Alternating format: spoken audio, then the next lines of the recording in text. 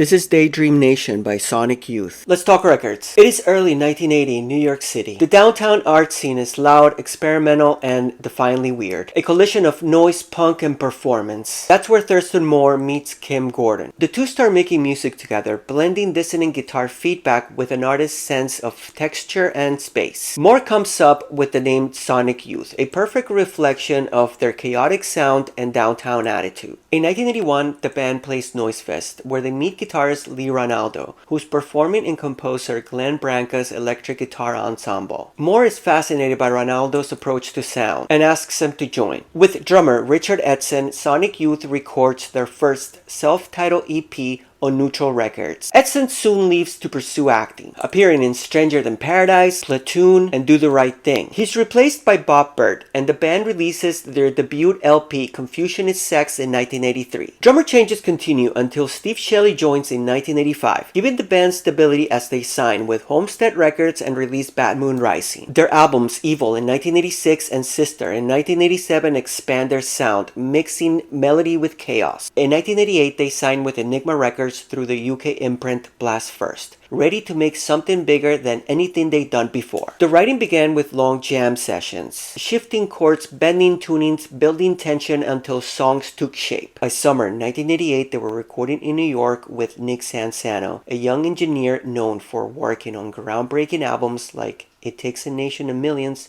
to Hold Us Back by Public Enemy. Originally, the band considered calling it Tonight's the Day, taking it from a lyric in Candle, a nod to Neil Young's Tonight's the Night. The title Daydream Nation came later, inspired by their song Hyperstation. The cover, a close-up of Gerhard Richter's 1983 painting Kerza, which means candle, became instantly iconic. The first single, Silver Rocket, came out in September 1988 on indie labels Forced Exposure and Munster. A month later, on October 18, 1988, Daydream Nation was released, a double album that captured the underground's creative peak. The follow-up single, Teenage Riot, was a breakthrough, a sprawling anthem that imagined Jay Mascis of Dinosaur Jr. as president of an alternative America. It hit number 20 on Billboard's Modern Rock Tracks chart and became a defining college radio song of its era. Critics hailed Daydream Nation as a masterpiece. It didn't chart high commercially, peaking at number 99 in the UK, but its impact was seismic. The album was later preserved by the Library of Congress's National Recording Registry. Daydream Nation remains one of the most important indie rock albums ever made. Rolling Stone magazine ranked it number 328 on their 500 greatest albums of all time list in 2003 and 2012, going up to number 171 on the latest 2020 revisited edition. Time to get it